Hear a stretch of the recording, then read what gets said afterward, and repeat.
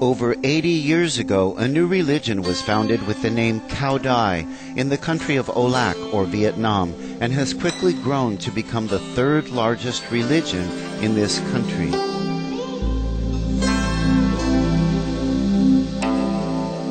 Cao Dai recognizes that the ultimate goal of all true religions is the same: to teach humankind to live peacefully and compassionately with all sentient beings, and to realize our divine origin.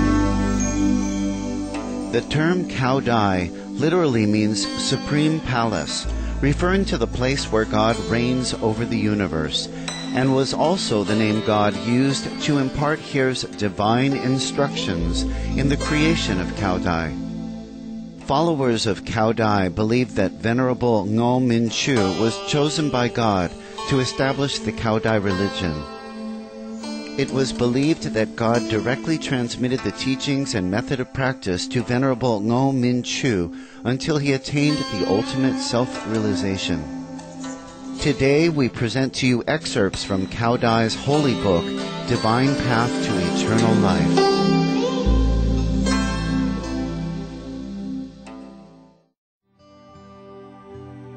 The realm of the Te Tin Han Hua, or Palace of Divine Beings, who missionize the way at the command of heaven.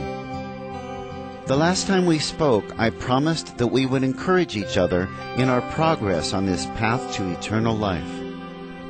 Previously, while on our journey, we arrived at Gong Tan, or Palace of Heavenly Arrival and Departure. Now we have a general understanding about the way of human beings on this planet Earth. Today I will take you, gentle friends, to enter Gong Te Tin Han Hua, or Palace of Divine Beings, who missionize the way at the command of heaven. There the divine beings assist and determine the affairs of the future. They do this for Earth and for all other planets. In this palace there is not a single moment when these divine beings are not considering the human spirit.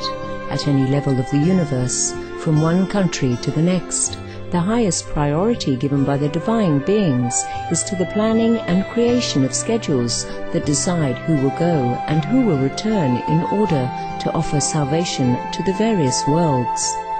This happens particularly in Gong Te Tin Han Hua, or Palace of Divine Beings, who missionize the way at the command of heaven. We understand that at no time do the divine beings neglect to guide our destinies. We must maintain our desire to progress further along this path, to arrive at Gong Han Hua, because the road is very long, narrow and deserted. This is because for a very long time, and right up to this day, becoming an immortal or a Buddha has been an extremely difficult task. From the time human beings are aware of their existence, can we now see how the Dharma, or true teaching, can help us become immortals or Buddhas?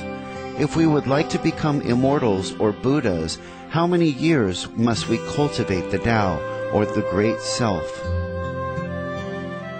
Most people can return to heaven, but it all depends on their karma or retribution. Not surprisingly, we can see on this planet there are many people who display animosity towards religions. I have expressed these things in order to put forth this observation. We have to progress on an endless road. People might say that life is easy, but it is hard to keep to the truth. Away from this chaos, we should consider some other sights. Away from all this, the path we take today will be wondrous, beautiful and peaceful. Upon approaching the path, our body will feel very light, elevated, relaxed. As we walk further, on either side we'll see things of great wonder. They are so extraordinary that when we are reminded of the earthly domain, its inadequacies sadden us. But here, no other scenery can make us feel such a static calmness. When we think of immortals, we'll immediately see them. Friends, do you know why that is? We believe that sometimes our dreams are just dreams, that they are not true, but here they are. we think, and it becomes a reality. Walking further, we'll feel utter bliss, complete ecstasy. We are moving towards the place where all of the Dharma realms can be created by us. Here your desires are mystically requited in unlimited qualities. In this place, we see the things we are not yet able to achieve, but we can see the faces of the beings. They are not indifferent to us. Rather, they are waiting to welcome us. We can see their faces full of wisdom, gentleness, and spiritual virtue. They have none of the characteristics of the earthly realms. The beauty of this apotheosis remains mysterious and limitless. Whatever they think beauty is, then so it is. Yet for us they still maintain their external appearance, which is easy to look at. As we see that the statues of the 8 Chinese immortals barely change over time, so it is easy for people to recognize them. Because that sublime heart of hearts has given us a way of obtaining our self-nature. We have seen an earthly realm that is comparable to the universe, which includes in it everything since time immemorial. I want to say that not only the beings of this planet Earth befriend us, but also beings from other Earths come to befriend us. Those beings who came here from other planets returned to other earthly planets and achieved exalted positions. While they are talking, myriad of lights flit about above their heads in the sky. As they are talking here, they can communicate with other realms. The entire universe is so wondrous and limitless, it's indescribable. This is the position of Tei Ting Han Hua, or on behalf of heaven to teach the way, which holds the power of creation, and there is nothing that they cannot do.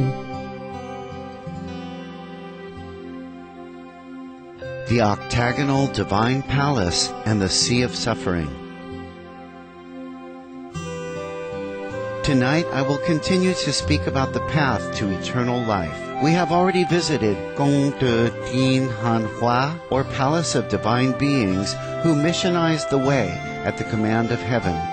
Today we will discuss more about it. We continue to see extraordinary sceneries, and the best of it will consist of tonight's discussion. This discussion is directed principally at the heavenly appointed hierarchy, those who make up the core of the holy body, or i.e. sacerdotal council of the Supreme Being. We walked down this endless path, unable to guess how long we have been traveling. As we continue, it is quite extraordinary. We proceed as if we're flying in a plane. We don't know how, but this is how it is. This journey is wonderful, mysterious. As you are sitting on a mysterious vehicle of Dharma or true teaching, you are in fact sitting on the sacred vehicle of the Supreme Being, as it takes you towards the clear and brightly illuminated Palace of Heaven. The palace has 8 sides and is called Ba Wai Dai, or Octagonal Divine Palace. It is so magnificent that we can't use words to describe it, because it is forever changing and reshaping itself.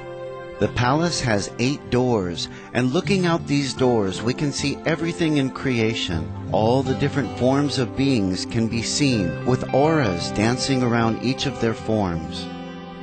There are 8 bridges leading into the 8 sides of Ba Wai Dai, or Octagonal Divine Palace. Strangely, the bridges are not made of wood, but of 8 rays of light. Beneath the bridge, there appears to be Bi Hai, or blue sea, with waves rising like a churning ocean. From the 8 corners, perhaps all of them are paying attention to our corner. We see a vast number of people coming and going. Interestingly, the bridges are so wondrous that only those who are standing on them know that they are indeed entering Ba Wai Dai, or Octagonal Divine Palace. When we step upon the bridge, it is moving, making us feel weakened and unable to walk. Our first urge is to go back. From our first step upon the bridge, we feel weaker, yet despite this, everyone keeps walking. At the halfway point, if we do not have the right spiritual credentials, or because of bad karma or retribution generated from our time on earth, we will fall through the bridge and into Bit Hai or Blue Sea. Before our fall, while still walking, the sceneries are beautiful, but once we have dropped down there, we see that our bodies have become so dark and ugly that it's unimaginable. It is so pitiful when we see our fellow practitioners in that place, people who have lived with us in the arms of the Supreme Being. By some fortune, we see ourselves sitting in a lofty position as an observer, seeing our friends in such a situation. Regardless of how mentally stable we are, we cannot help but shed tears for them. This point is certain. It's never wrong. I dare say with surety that nothing can escape this limitless dharmic law. We should look at each situation on this earth as a lesson so that we can focus our mind and cultivate ourselves to become perfect, saintly, in order to be worthy as a part of the holy body or sacerdotal council of the Supreme Being. Do not even dream that any deed committed during our life on earth can be hidden from the omniscient power of the Supreme Being. We appreciate your loving presence for today's episode of Between Master and Disciples here on Supreme Master Television. Planet Earth, our loving home, is up next after noteworthy news. Wishing you much joy and loving kindness every day.